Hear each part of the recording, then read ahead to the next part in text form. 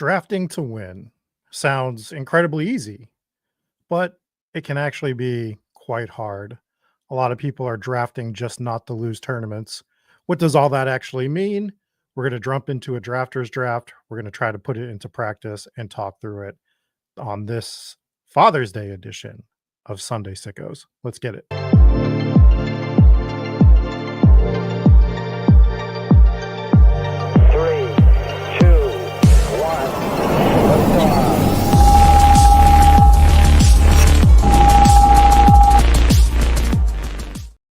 Good morning. Good morning, everybody. Another Sunday Sickos. Let's start off by wishing all the fathers a very happy Father's Day.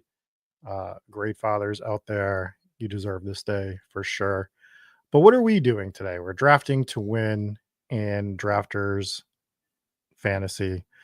Good morning to Omega. Good morning, Jason. RGT says, live to win till you die, till the light dies from your eyes, which is a Paul Stanley quote to Eric Cartman in the Make Love Not Warcraft episode of South Park. So great episode. Not my favorite South Park episode of all time, but it's a phenomenal episode. Aspen is my favorite episode, and that's probably like a hot take, but I love that episode so much. Let's jump into it. Let's start going through our discussion of what does drafting to win mean. We're jumping in the $20 tournament here on Drafters. And this sort of stems, we need 9 more people as well. This sort of stems from the video that I released, I believe, on Monday. It's a 7-minute video. You can go to the Spike Week channel. You can find it. It's called Drafting for Top 1% Outcomes. And I think this year in particular, it's a very important lesson that we need to have a discussion about, because I see a lot of people drafting, a lot of content out there that really feels like they are more so drafting not to lose.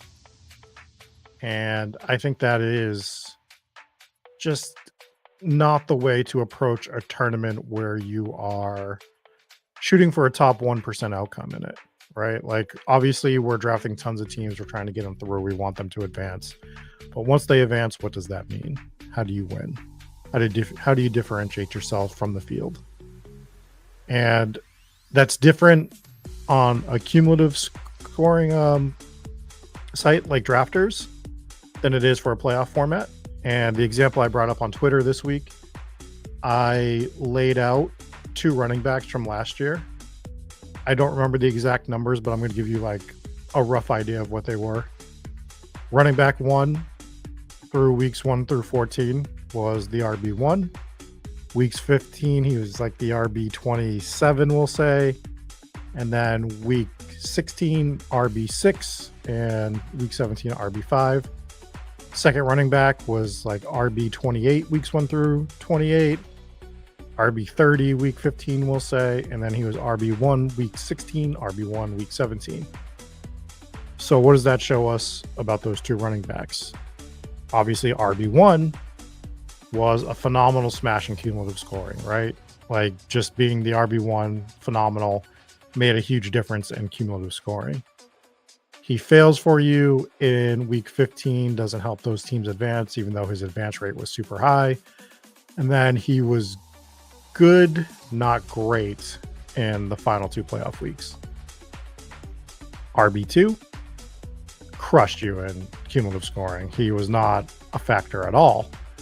But if you drafted him and you got a little weird with him in playoff formats, you could have got him through the playoffs, through week 15, and then he was an absolute smash and no one else had him week 16 and 17. So obviously that's hindsight looking at that, but the way that people are interpreting the data from last year is that Saquon was a smash. The other running back was Jonathan Taylor. So I think that we sometimes take the wrong lessons from the previous year.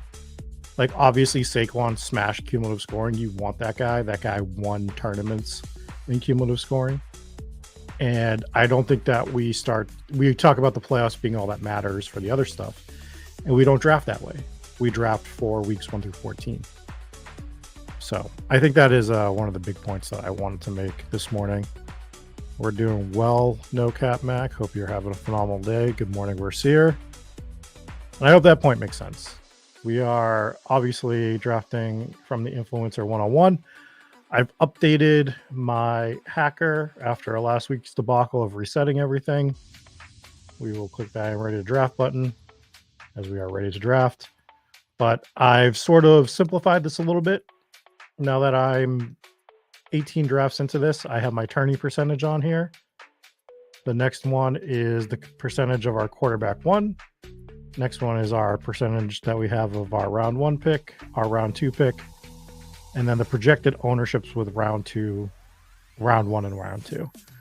So I think that is one of the huge edges we can get on winning. And I'm actually kind of glad we're drafting from the one spot because I can sort of show this really in practice here and show you what a lot of people are doing with Ja'Marr Chase teams and how we can differentiate them quite a bit without doing anything insanely nuts, in my opinion.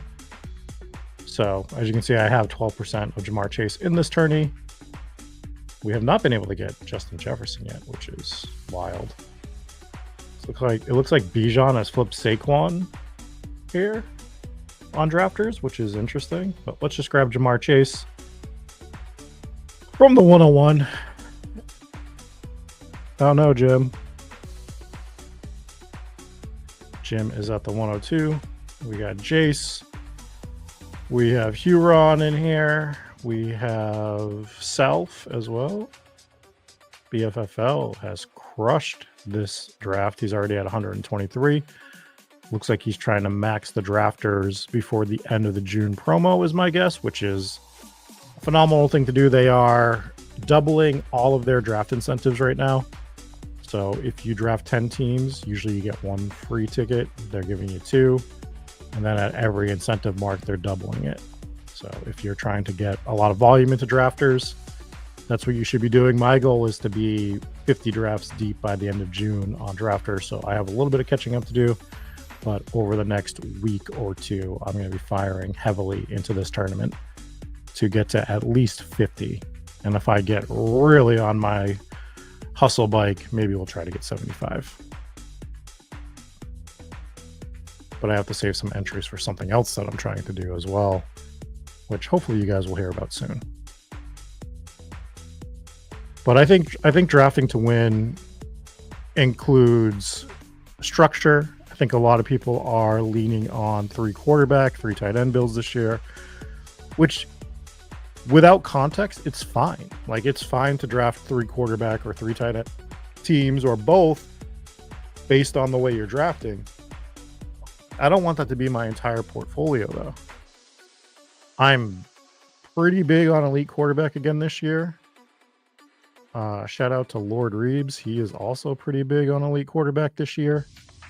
So that's going to limit my 3 quarterback builds just in the first place. And I do really like Bowers, who I have 24% of in this tournament right now. And I like Trey McBride, who I have 18% of in this tournament right now. So I'm not really building a lot of 3 tight end teams either. And I think I pushed the 2 quarterback thing a little more than others, which is fine. But I think that is just safety drafting, like min cash drafting. And that was one of my big points. You should go watch the 7-minute video if you haven't watched it. Andrew is asking, hi Rob, hope you are well. On drafters, would you ever stop at 4 RBs or would you prefer 5? If you were to do 4, I presume they all have to be RB1s on their relative teams. Thanks.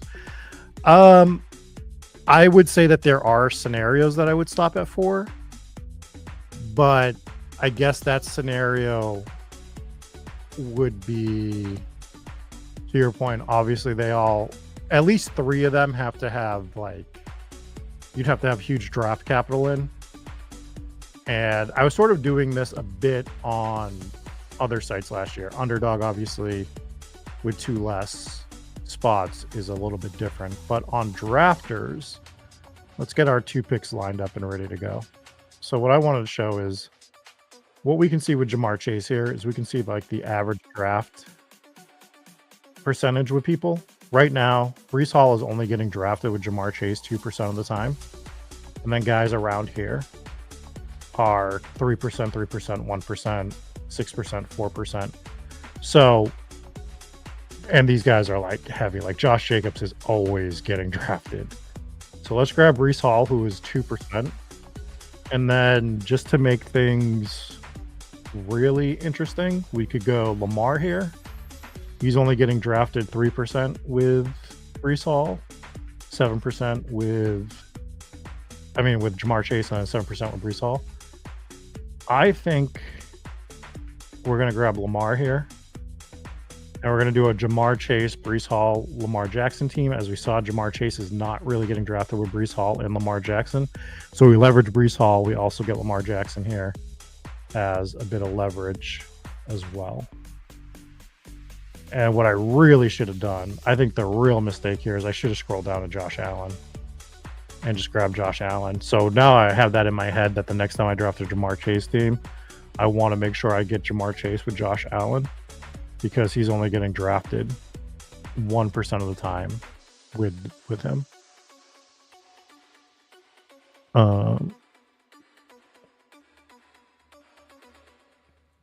This is also true, RGT. So just to finish this question from Andrew, I think I would stop at 4. And I think the way that I would particularly do it is last year, my favorite 2 running backs to draft in like the mid rounds was Chase Brown and Bucky Irving. They were like my 2 highest owned RBs. And, great for me on that because it worked out last year. It doesn't mean it's going to work out every year, but I'd maybe want to grab, like, let's say we were the Saquon Jonathan Taylor team. I'd want to come back around and maybe grab like Amari Hampton or Kenneth Walker, and then grab like somebody that I think is going to potentially just take over the workload, right, as my 4th. So I'd want 3 really strong running backs and then a 4th that has the chance at explosion. And that would probably lean more towards either a 3 QB, 3 tight end build, or both. And then I'm hammering wide receiver along the way. Gaston is asking, do you ever draft ahead your other drafts on other sites? For instance, Elite QB is harder on DK, so I avoid it, but I may lean into it on Drafters and Underdog. Yeah, I think that you can do this with structures. So like Elite QB being one of those structures, if you feel like it's easier to do on 2 other sites, or the scoring system, which is huge, makes more sense for whatever you're deciding to do, is better on other sites, then I definitely think you can heavily lean into it on certain sites. I think you can do this for player exposure as well, right? Like some drafts, some ADPs on certain sites are absolutely silly. For instance, on Underdog, Rome Odunze having a higher ADV than Chris Olave is lunacy. So I'm going to have, if I'm drafting there, I'm going to have a higher percentage of my teams with Chris Olave there, and probably no Rome Odunze. And if you like Rome, you're like, okay, well, I'm not getting him on that site.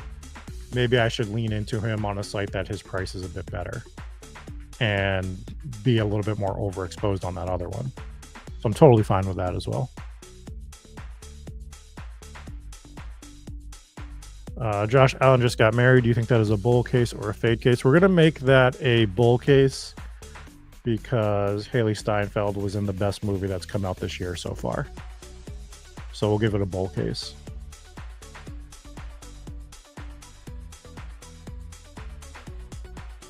It is June 15th, so we still have a long way to go in the year. It will go fast. But we still have almost half the year left. And I am going to say that Sinners is currently the movie of the year. And that's where I am.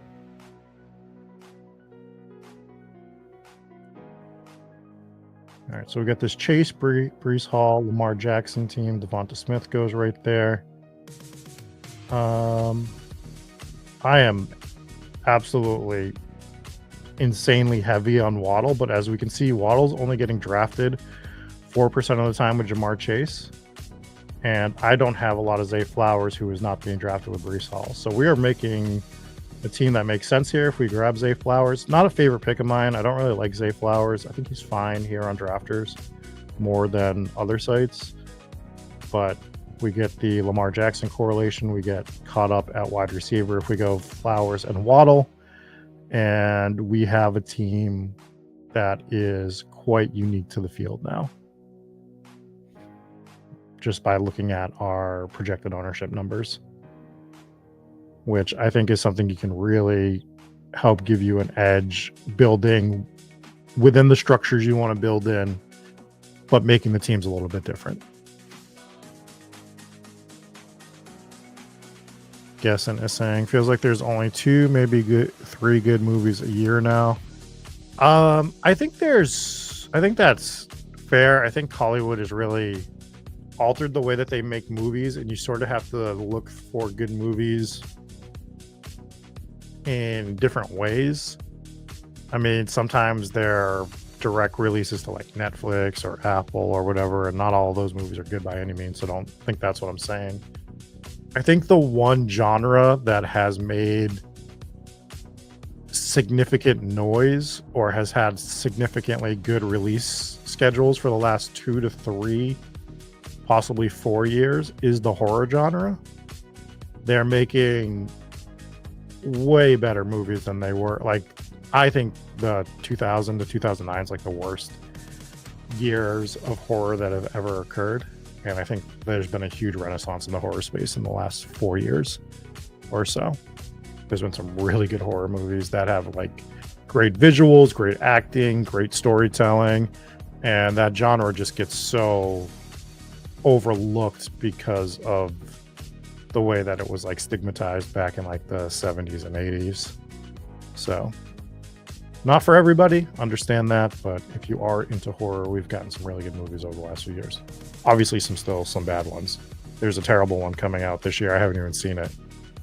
And I know it's bad, and I try not to do that anymore, but Jesus, that second Megan movie looks quite abysmal.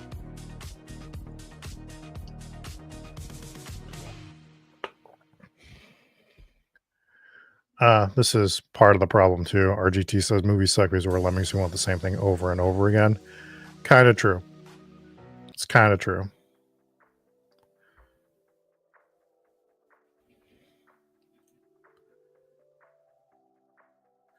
Do I have any lean on the Jacksonville backfield at the moment? Are you avoiding? I'm not avoiding totally. I'm avoiding ETN. I just haven't drafted him. I still take Tootin, and I think Tank Bigsby is a fine pick. I'm not willing to like put my name on Tank Bigsby, but I'm definitely drafting him. So, I mean, that's all like dependent upon where they are in the draft, what my team's looking like. I'm not going out of my way to draft Tootin or Tank Bigsby at the moment. I have some good Tootin bags. It's generally because of the structure of the teams I'm drafting. He's usually around there, but I try to sort of differentiate him a little bit more than others. All right, so if we start looking,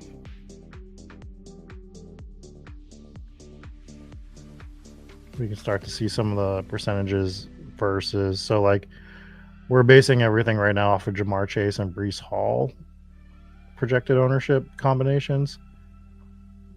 I will never draft Jacoby Myers as long as I live. That would be something that I did not on purpose. What I do want to do is grab DeAndre Swift, who we see is only 4% here with Jamar Chase. We're not even scrolling incredibly far. I have 18% DeAndre Swift. I think he's just a smash based on what we're getting. And we're just going to do this one more time, and then we're not going to worry about it as much anymore. But Jaden Reed getting drafted heavily with Breece Hall at 16%, but only 2% of the teams that have Jamar Chase have Jaden Reed. So we get Chase, Flowers, Waddle, Reed. We have Breece Hall, DeAndre Swift. We have Lamar Jackson. And I think it's a good setup for us. These are all guys that I like. But as we can see, I probably don't have this combination. And not only do I not have this combination of these guys, for the most part, I don't think many others will have it as well. So I am more than fine with it.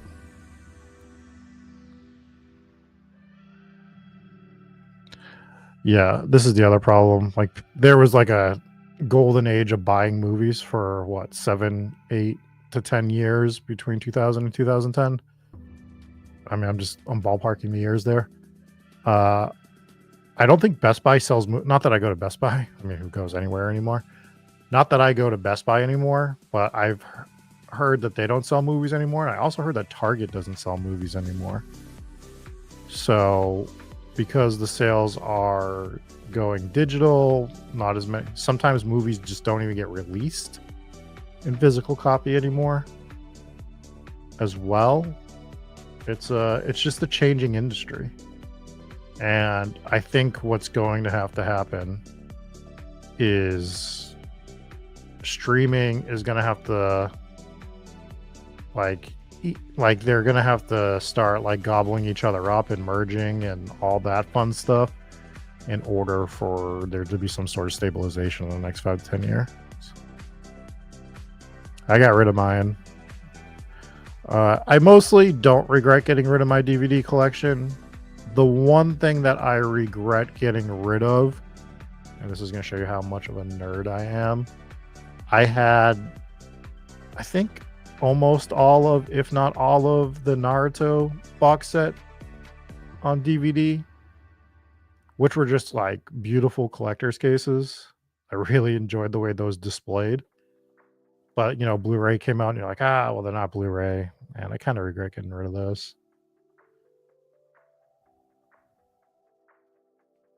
But I wouldn't watch them. That's the other problem. I just would never fire those up. So.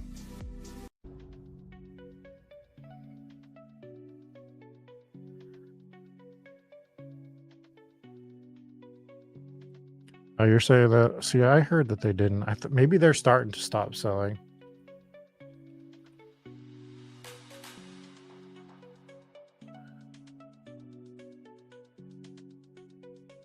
So it says they are phasing out their physical DVDs in stores and shifting towards online sales and a smaller selection of DVDs. So they're starting to shift the way they're selling movies, I guess.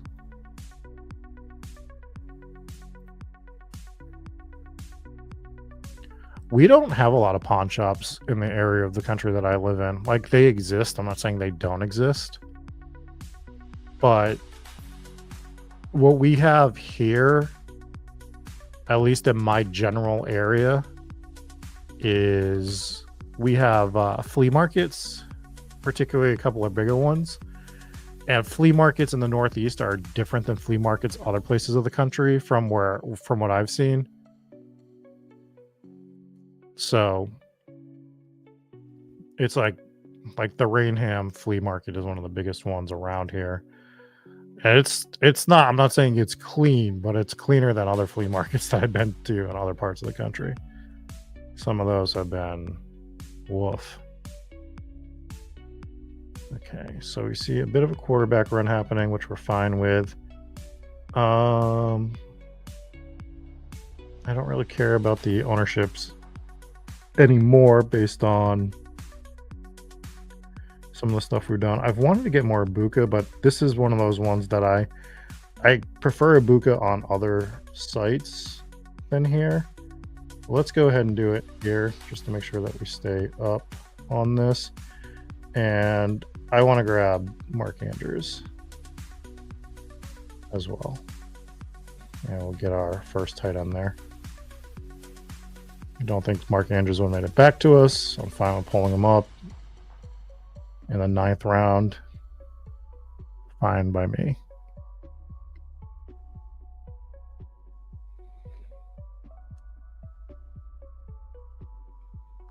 Yeah, I don't like this at all with video games versus here. That drives me crazy. I was holding out as long as I could and buying physical copies of games, but I just don't anymore. I honestly haven't even turned on my PS5. I think in 3 months. I just don't have the time right now. which is sad.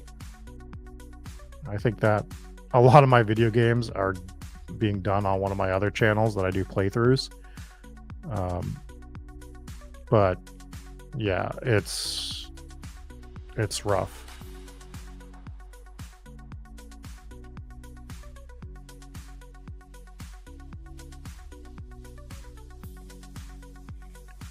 A lot going on here. BKG, stack Cleveland, the Giants. How do you stack Cleveland? That's what I mean. Like, if you can figure that out, that is how you win, right? If you can figure out who's getting you all the snaps in Cleveland, that is a way to win. But some of the people that you have as flyers, I like as well. I mean, Benson's like my favorite player to draft.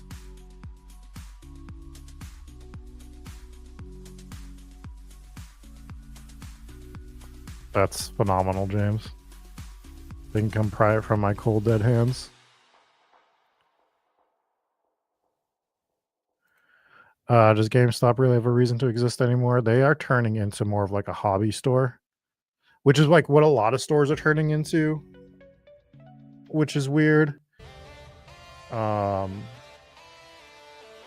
know, they've all like sort of become this hybrid Spencers. Them Hot Topic is so different than what it used to be. Yeah. I'm actually shocked GameStop is still in business. What horror movies have I liked this year? I have not watched the new Final Destination. I want to see Bring Her Back. I haven't watched that yet either. I mean, again, Sinners, I think, is the movie of the year. I'm trying to think off the top of my head. There's been some other movies that I've liked this year. I'd have to go through my review. Like, we do a horror movie review every 2 weeks over at HTGS Reviews. What else have I seen this year? I liked Companion a lot. If you haven't seen Companion, I thought that was a fun movie. I won't give anything away on it, but it just felt like a slightly extended Black Mirror episode, especially from their earlier years. So I really enjoyed Companion.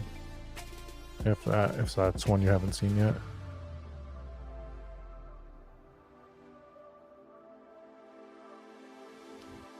But Sinners is just, God. I don't know if there is a movie that is going to even come close to looking like the story. I personally think the story in the movie is great.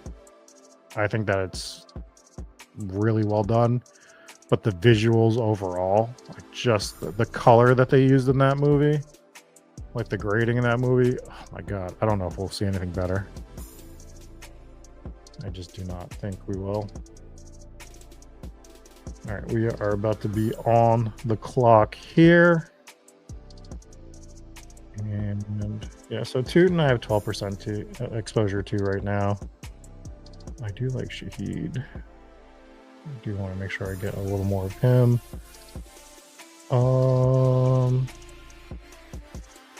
Let's do this. Let's grab Ramondre. And let's grab Shahid. I think Ramondre is a little undervalued on cumulative scoring sites as well. I think he's going to get more work than people want him to get. But I really like Stevenson on all sites. And that doesn't mean that I don't like Travion Henderson. I also like Henderson. But I think that it's clear that these two are going to be working in tandem for most of the season.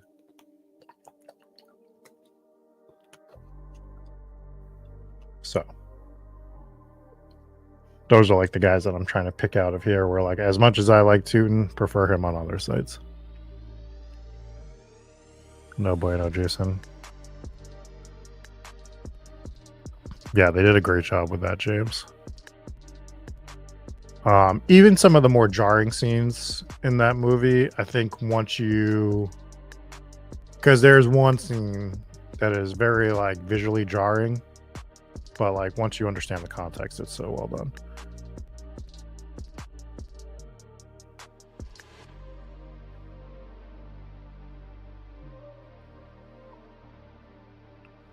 I haven't seen Friendship yet. I do want to see that. What else have I seen? Oh, I saw Clown in a Cornfield, which Clown in a Cornfield is a good. That's a good introductory slasher. Like if you were like feeling like your kid's old enough to watch a slasher movie, I'd watch that movie with them. What else did I see? I just watched the new Fair Street Prom Queen. Our review's coming out on that soon. But I was very underwhelmed with that movie. That's a Netflix exclusive. And I read the Fair Street books growing up. And I really liked them. I remember making the jump from Goosebumps to Fair Street. And just really liking that it felt more grown up. I'm sure if I read it now, obviously, you'd feel different. But at the time, I enjoyed it. Yeah, I mean, I don't recommend watching it. They also have, okay. I don't know why we let him. I mean, I guess he hasn't done anything major, so this is why we let him get away with it. Do you guys remember the actor Chris Klein from American Pie? He was Ox. He was fine in American Pie. Like, he just played a standard, like, he was like the standard guy in that movie. That guy is the worst actor. He's like one of the worst actors ever. He's in the new Fair Street movie, and he's just as terrible as ever. But Jesus, man. I mean, it doesn't get worse than him in the Street Fighter Chun-Li movie. There's like a supercut on YouTube where you can watch every speaking line that he has. It's just so bad. Halloween, go old school. I don't hate the original Halloween. I think it's a good movie. You want some hot takes on that movie? Go check out our review on that one, because one of my co-hosts didn't particularly love it. But I think like a lot of the Halloween sequels, and I'm not counting the third one, because I think that one got a lot of shit for a lot of years that it didn't deserve. But I just think a lot of the Halloween sequels are just straight trash. So bad. Like, just so bad. I don't know what you could put him in. Like, you have to make him play like a normal guy. He can't do anything that requires any sort of emoting. Because once he emotes, he just goes to Dennis Quaid levels of emoting. It's just pure trash. Oh, this is our Jamar Chase song. That's fitting, since we got Jamar Chase on this team.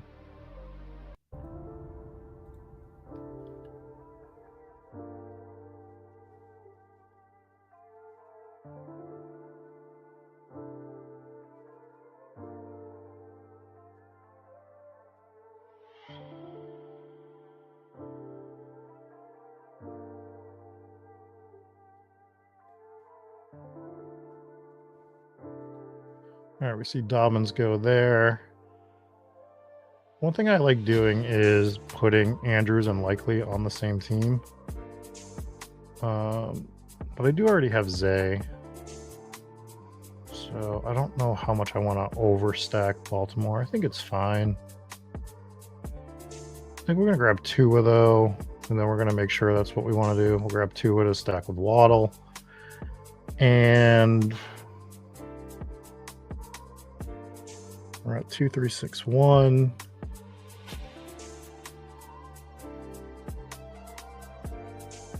I think we're just better off. Let's grab Bigsby. I think we're better off just grabbing another running back right now. So that's what we're going to do.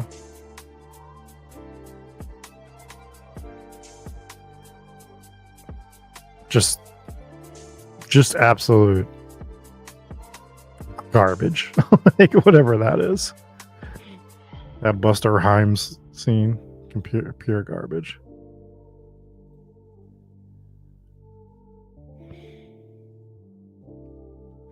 I rewatched 13 Ghosts last year because I enjoyed it when I was younger. And 13 Ghosts is a movie, upon rewatching, I really love the concept.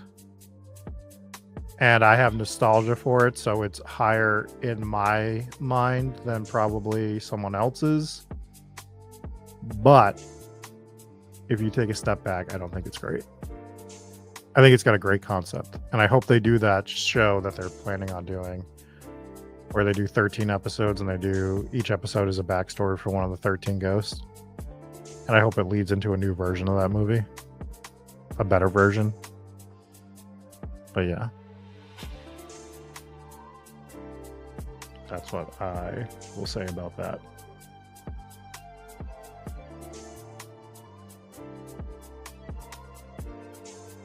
Yeah, I mean, it's been rumored for years now, so we'll see if it actually happens, but that has been the rumor.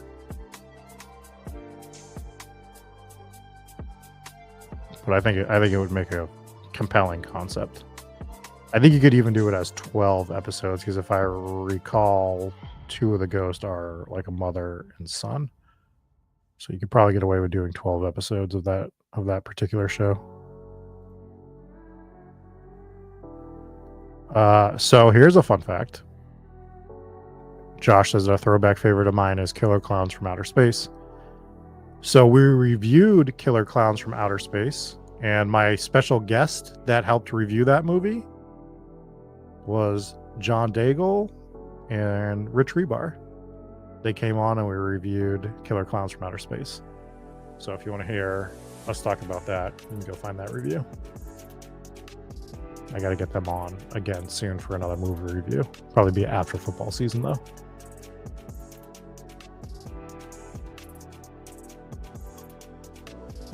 Oh, I'm gonna have to. Where can I watch this, Vadim? Sorry, this turned into a movie show. You know what happens here. We made our main points early. To emphasize for one last time, I think you need to be. I don't think you need to be insane and do insanely crazy things to draft to win. I think you just need to put your own personal twist on stuff, like what constructions you want to tie together. How do you want to construct those teams? When you're drafting 0 RB, draft your version of 0 RB is something that I'm very big on. That means I think a lot of people that are going 0 RB are not doing it with elite quarterback. So a lot of my 0 RB teams are with elite quarterback. And that doesn't pigeonhole you to like 1 or 2 guys that you have to do it with. It gives you a range of how to draft those teams. And that's something I am continuously trying to do. All right. I like Palmer a ton. And Algier falling here is crazy. I'm just going to grab Algier because why wouldn't I? And let's grab Palmer.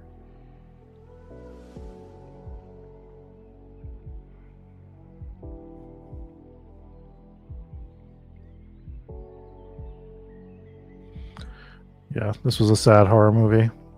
The Rice Godwin and Diggs injuries. The Rashee Rice one, particularly for me, was devastating. Excellent. Thank you, sir. Also, it's right on YouTube. Awesome. I will try to find some time to watch that. This is a busy time of year for me, between football and getting ready for all the spooky stuff, all the editing for that as well. So I'll try to watch it and make it a review. I try to justify everything I do right now. That's sort of my curse at the moment, I will say. Like, how can I do something I want to do but justify it for either football or spooky stuff.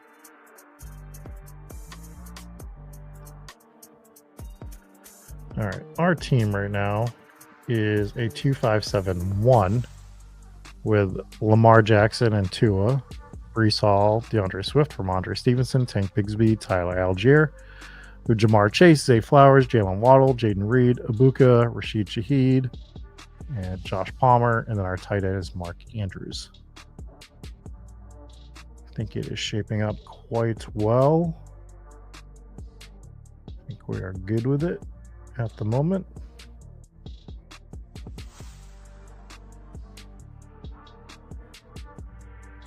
And as we saw through our first, 6 or 7 picks, especially, we were really able to get a core that we didn't really reach too much on anybody at all. And we saw that Lamar is really not drafted with Jamar Chase. I believe the number was 2% of the time. And Brees Hall is not drafted with Jamar Chase hardly ever. So our first 3 picks are just a combo that doesn't exist out there without going insane.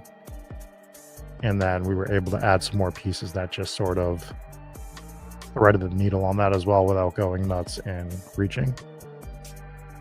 And I think those are ways that you can get unique. I mean, obviously using the Spike Week tools helps you a ton with that. It helps you manage your roster, the numbers on people that you have.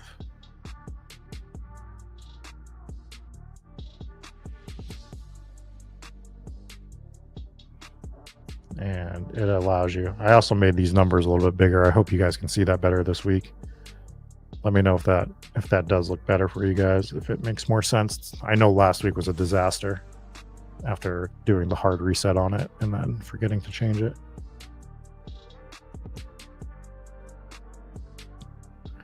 Would I consider the movie Seven a horror movie? Always been a fan of that one as well. I think it's, if you didn't want to consider it horror, it is horror adjacent, is what I would say.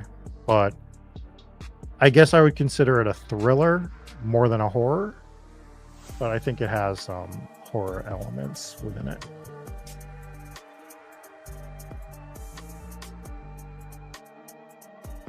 But it's definitely a thriller suspense. We got a lot of movies that are around that time. We don't get many of those anymore. All right, so we're on the clock here.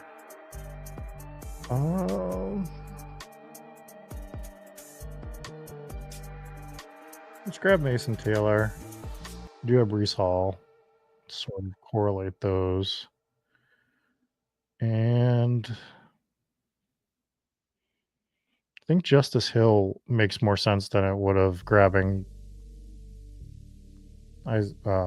likely on this team, especially here where he's way past ADP, correlates with the team.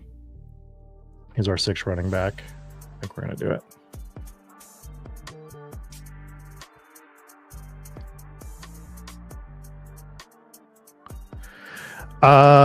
If I change my placement, it sort of has covered a lot of stuff in the past, but maybe I can change it. Let's see.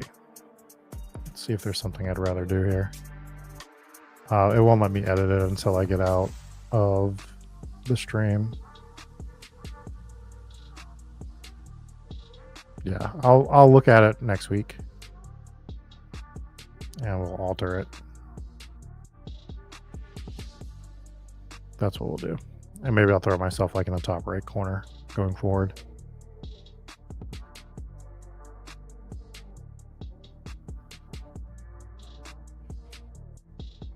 We'll do that for next week though. Do I have any scroll down players currently? Yeah, I mean, once we get to the 20th round, I'm just looking for different players that I think have shots at winning roles, or I think are starting with roles that are just being underdrafted. I mean, I know this is sort of a bit, but take the bit out of it, and if you scroll completely down, MVS. I have 29% MVS. Don't tell anyone. But MVS is pretty much locked into an outside role on Seattle, right? Like, we know he's going to get work. He looked fine last year when he was with New Orleans. Sam Darnold can chuck the ball. What do you need out of a 20th round pick? I mean, if I get 2 MVS usable weeks, that's great. So you can call it commitment to the bit, or you can just call it a name that people are trying not to draft anymore. But we know he's capable of big games. Yeah, I think I should be grabbing some more thrash. And Lord Reeves has sort of pilled me into, god damn it, I hate it, but taking some Jermaine Burton. So I do like the RBs as well, to your point. I'll grab Taj Brooks. I'll just take some. No one that I like have, hard eyes for, which is a movie I do want to see. Yeah. Look, Lord Reeves, one of the smartest people in the space, and if he says that there is a chance that Jermaine Burton, I guess the team's been hyping him up as well. It's a thin bet, but aren't all 20 round picks thin bets? And when they become less of thin bets, they move up. So yeah, I'll take some shots on them, but I'm not going. I don't have anyone that I'm trying to be significantly overweight on, even though you just saw that I have an insane amount of MVS, larger than I thought. Yeah, I mean, that's the thing. Like, as much as we liked Yoshi, him being part of that offense, we know that Burton's upside is a bit bigger. And to be honest, I don't draft T. Higgins a lot. So where is my T. Higgins leverage? It'll be in like Jermaine Burton. It's Gesicki as well, as I like as a player to draft. Ooh, we get Shador going in the 18th round here.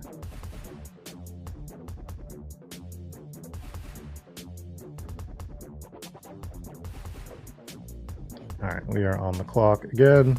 I think we can kind of do whatever we want to do here. I do want more Javtavion Sanders, and I think this is a fine 3 tight end build. So we're going to do that. And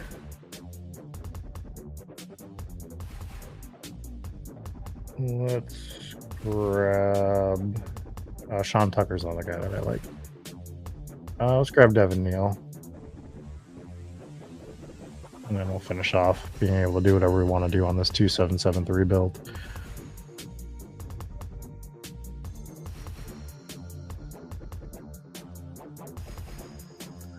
One pick left.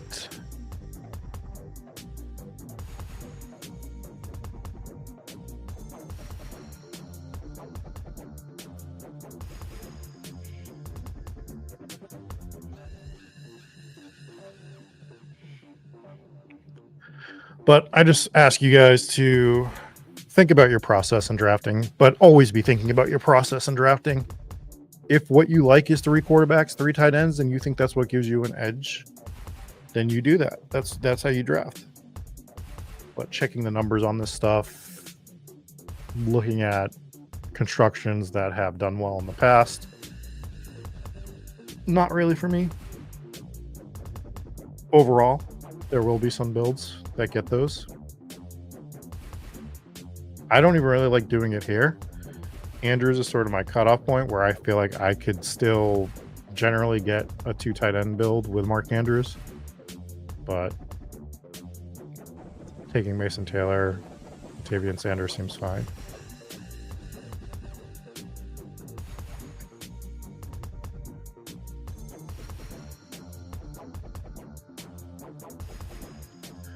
Yeah, I'm going to say this for Sear. I think there might be a part of the season that Shador gets named the starter. I don't think it's week 1, and I don't think he gets a crack before Dylan Gabriel.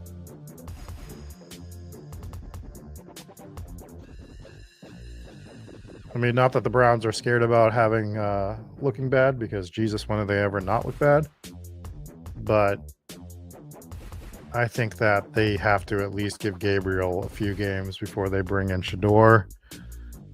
I don't know what that means for who's starting the season, but yeah.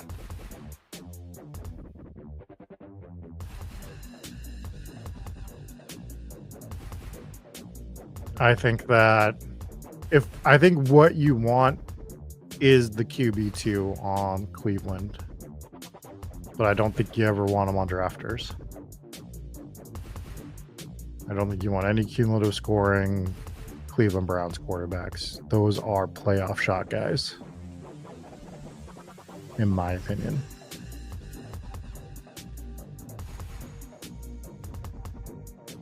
Who is the last QB I would take to consider 2 QB builds to be viable? We'll scroll up and I'll take a look at that after our last pick. And that's the question we'll end on. But it's way further down for me than most, is what I will say. What do we want to do? I think I want a wide receiver here. I think we're pretty good with our RBs. Carter Samuels, LOL funny.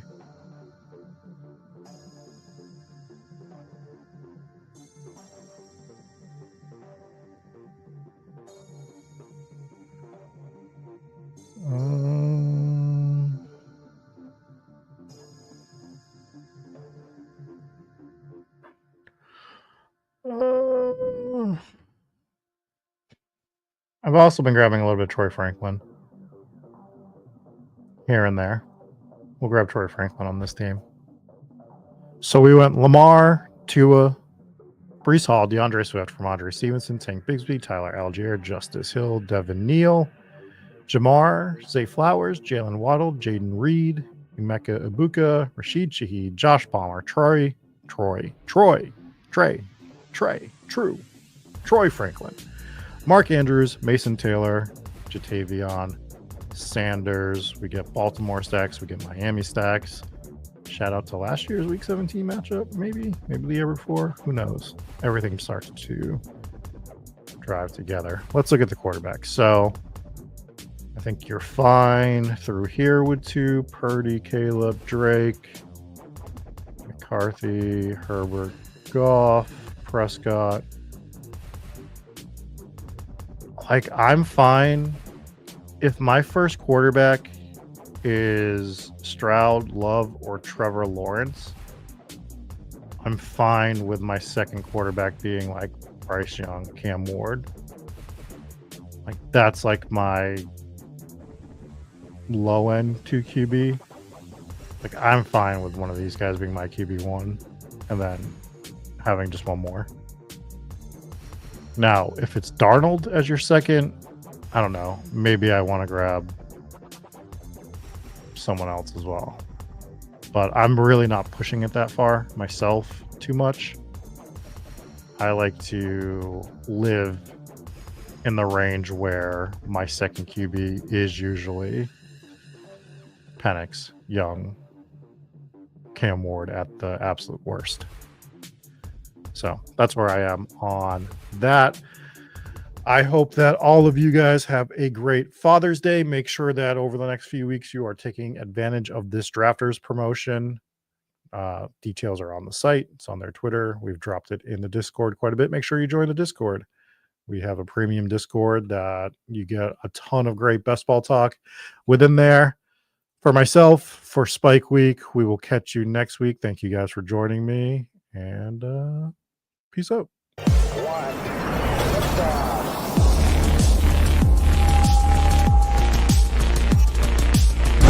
Woo! Those were some spicy takes. Want to stay up to date with all of the other spicy takes we're going to have over here at Spike Week? Why don't you press that subscribe button below? You turn notifications on. We draft a team. Boom. You know about it. We have another spicy take. Boom. You know about it. You can be there. You can draft with us. You want to stay up to date? That's how you do it. All right. We'll catch you later next time here at Spike Week.